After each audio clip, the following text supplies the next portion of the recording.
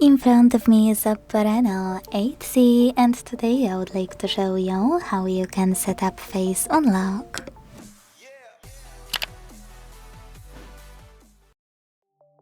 Start by opening settings and scrolling to click on security and privacy. Now scroll again, this time to tap on device unlock. And tap on fingerprint and face unlock section under screen lock. Pro tip: if you don't have screen lock, you won't be able to continue because face unlock requires setting up screen lock first, which you can do by clicking on screen lock here. So now, after accessing this Biometrics section, hit face at the top.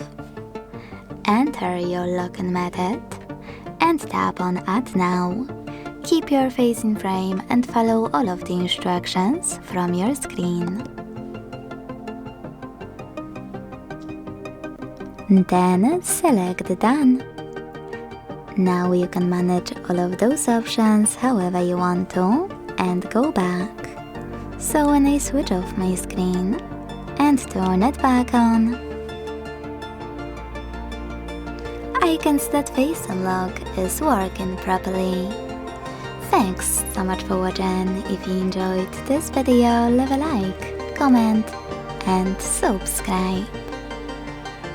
Bye!